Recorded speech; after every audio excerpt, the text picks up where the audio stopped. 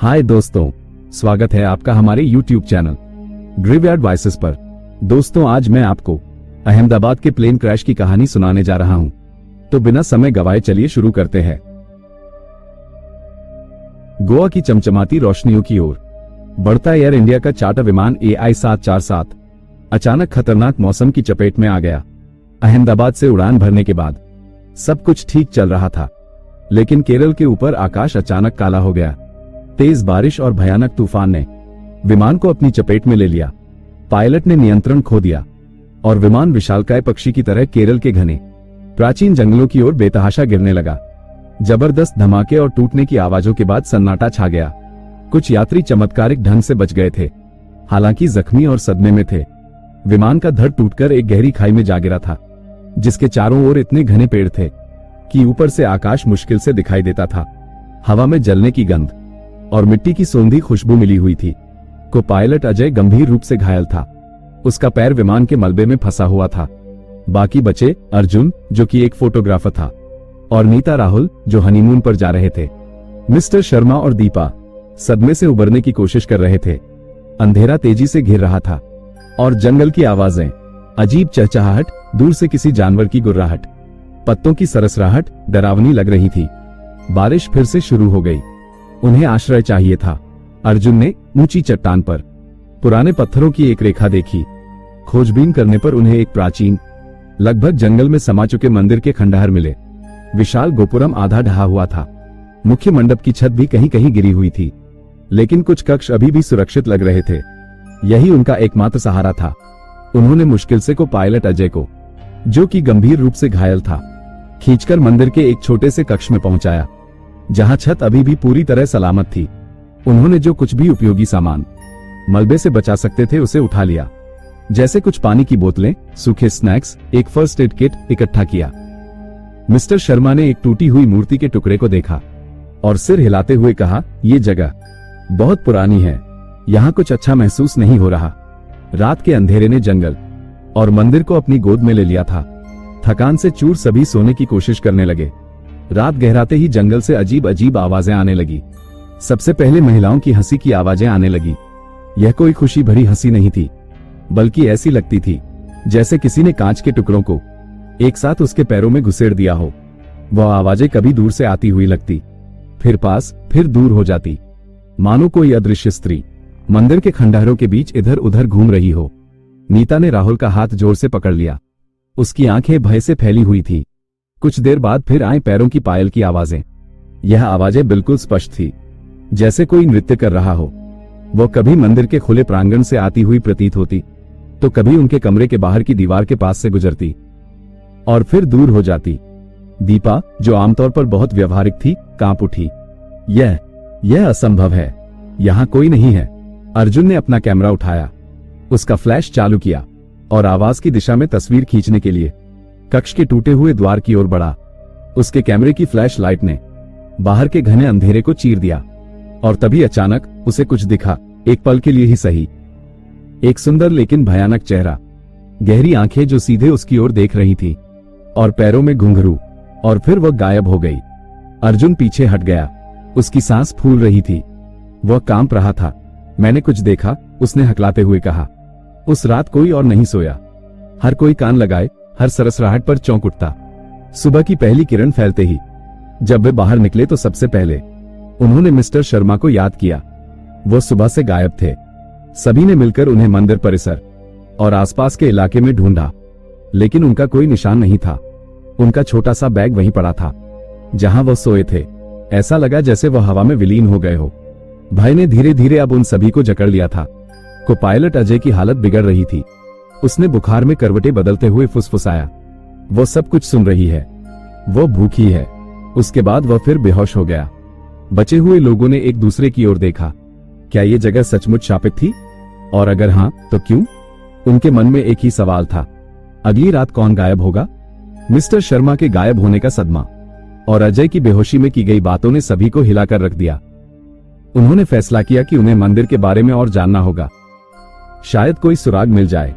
अर्जुन और राहुल ने खंडहरों की बारीकी से जांच करनी शुरू की, जबकि नीता और दीपा को पायलट अजय की देखभाल करती रहीं और मलबे से ज्यादा उपयोगी सामान इकट्ठा करने की कोशिश करने लगी। मंदिर की दीवारों पर जटिल नक्काशी की गई थी। ज्यादातर समय और जंगल ने उन्हें धुंधला दिया था, लेकिन मुख्य मंडप के पीछे एक अंधेरे कोने में अर्जुन ने कुछ अजीब देखा। वहां एक चबूतरा था जहां शायद मुख्य देवता की मूर्ति रही होगी, लेकिन अब वहां सिर्फ मूर्ति के टुकड़े पड़े थे। पत्थर का एक बड़ा हिस्सा जिस पर एक सुंदर लेकिन क्रूर स्त्री की आकृति उकेरी गई थी साफ दिख रही थी। उसके पैरों में घुंघरू थे और उसकी मुद्रा नृत्य जैसी थी, लेकिन मूर्ति का एक बड़ा हिस्सा, शायद सिर और धड़ का हिस्सा, बुरी तरह टूटा हुआ था, जैसे किसी ने जोरदार टक्कर मारी हो। अर्जुन को कुछ याद आया। विमान क्रैश के समय वह उस खिड़की के पास बैठा था जहां से उसने जंगल की ओर देखा था। उसने एक चमकती हुई चीज देखी थी और शायद तभी वह अनजाने में इस मूर्ति से टकराया था। तभी उसने झुककर टूटी हुई मूर्ति का एक टुकड़ा उठाया। उस पर कुछ खुदा हुआ था। दीपा, जिसे थोड़ी संस्कृत का ज्ञान था, उसने पढ़ने की कोशिश की और पढ़ते ही उसका चेहरा पीला पड़ गया। ये यक्षिणी लिखा है। शायद ये यक्षिणी की मूर्ति थी। वो कौन है? अर्जुन ने डरते हुए पूछा। प्राचीन देवता यक्ष की स्त्री रूप, प्रकृति की रक्षक, लेकिन कुछ मान्यताओं में खतरनाक। कहते हैं वो मनुष्यों की आत्माओं को अपना दास बनाने वाली थी। उसकी आवाज कांप उठी। अब सब कुछ साफ हो गया। विमान क्रैश के समय अर्जुन के गलती से टकराने से यक्षिणी की मूर्ति टूट गई थी। उन्होंने उसका मंदिर नष्ट कर दिया था और अब वो क्रोधित आत्मा उन्हें सजा देने, उनकी आत्माओं को हमेशा के लिए अपना गुलाम बनाने के लिए वापस आ गई थी। वही हंसी, वही घुंघरुओं की आवाजें, शायद वही मिस्टर शर्मा को ले गई थी और वह बाकी लोगों को भी लेने आएगी। उन्होंने अनजाने में एक प्राचीन शक्ति को जगा दिया था। राहुल ने कहा, हमें यहां से निकलना होगा अभी। लेकिन अब सूरज डूब रहा था। घना कोहरा उठने लगा था। अंधेरे में जंगल से बाहर निकलने का रास्ता खोजना असंभव था। अब उनके पास कोई विकल्प नहीं था। उन्हें एक और रात इस शापित मंदिर में बितानी थी। उन्होंने खुद को मुख्य कक्ष में बंद कर लिया, जो सबसे मजबूत लग रहा था। हर कोई हथियार की तलाश करने लगा। टूटे हुए पत्थर, लकड़ी के टुकड़े। डर उनकी हड्डियों में समा रहा था। घुंघरू की आवाज पहले से भी ज्यादा करीब लग रही थी और हंसी और ज्यादा तीखी हो गई थी। इस बार की रात पहले से कहीं ज्यादा भयानक थी। हवा में एक गाढ़ी, मीठी सी गंध घुलने लगी थी, जिससे सिर भारी हो रहा था। घुंघरू की आवाजें लगातार और लगभग उनके कक्ष के चारों ओर चक्कर काटती हुई सुनाई दे रही थी। हंसी कभी मधुर, कभी कर्कश हो जाती, मानो उनके भय का मजाक उड़ा रही हो। अब बाहर कोहरे के बीच उन्हें छायाएं नाचती हुई दिखाई दे रही थी, लंबी विकृत आकृतियां जो मानवीय नहीं लगती थी। अर्जुन ने अपना कैमरा पकड़ रखा था। उसकी उंगलियां सफेद हो गई थी। वह अपराधबोध और भय से जूझ रहा था। ये सब मेरी वजह से है, उसने फुसफुसाया। दीपा ने उसे डांटा, अब इससे फर्क नहीं पड़ता अर्जुन, हमें जीवित रहना है। तभी कक्ष का भारी पत्थर का दरवाजा, जिसे उन्होंने एक टूटी हुई मूर्ति से टिकाया हुआ था, हिला। ऐसा लगा जैसे कोई भारी चीज उसे अंदर से धक्का दे रही हो। फिर एक तेज मधुर सीटी बजी। दरवाजे पर जोर का धक्का लगा और वो थोड़ा खुल गया। कोहरे की एक लहर अंदर घुस आई। उसके साथ आई वो मीठी सी गंध। नीता चीख पड़ी। अचानक दरवाजे के पास खड़ा राहुल स्तब्ध रह गया। उसकी आंखें फैल गईं, उसका चेहरा खाली सा हो गया। वह दरवाजे की ओर बढ़ने लगा, जैसे कोई शक्ति उसे अपनी तरफ खींच रही हो। राहुल नहीं, नीता चिल्लाई और उसका हाथ पकड़ने के लिए आगे बढ़ी। लेकिन तभी दीपा के हाथ से लकड़ी का टुकड़ा छूटकर जोर से फर्श पर गिरा। उसकी आवाज ने राहुल को झटका दिया। वह पलटा, उसकी आंखों में भ्रम था। उसने नीता का हाथ पकड़ लिया और पीछे हट गया। यक्षिणी गुस्से में थी। हवा में एक तीखी चीख गूंजी। दरवाजा जोर से खुल गया। कोहरे के बीच उन्होंने उसे देखा, एक अर्ध पारदर्शी चमकती हुई आकृति। चेहरा वही था जो अर्जुन ने कैमरे में देखा था, सुंदर लेकिन निर्मम। उसकी आंखें कोयले जैसी काली थी। उसके पैरों में सोने के घुंघरू थे। उसने एक हाथ बढ़ाया, उसकी उंगलियां लंबी और नुकीली थी। वह सीधे अर्जुन की ओर इशारा कर रही थी। तुमने मेरा निवास तोड़ा, अब तुम मेरे हो। भयानक आवाजों का मिश्रण सुनाई दिया। अर्जुन स्तब्ध था। वह यक्षिणी का सामना करने के लिए कुछ कहने या करने ही वाला था कि अजय, जो बेहोश पड़ा था, अचानक बैठ गया। उसकी आंखें खुली थी, लेकिन उनमें वह चमक नहीं थी। वह एक अजीब प्राचीन भाषा में बड़बड़ाने लगा।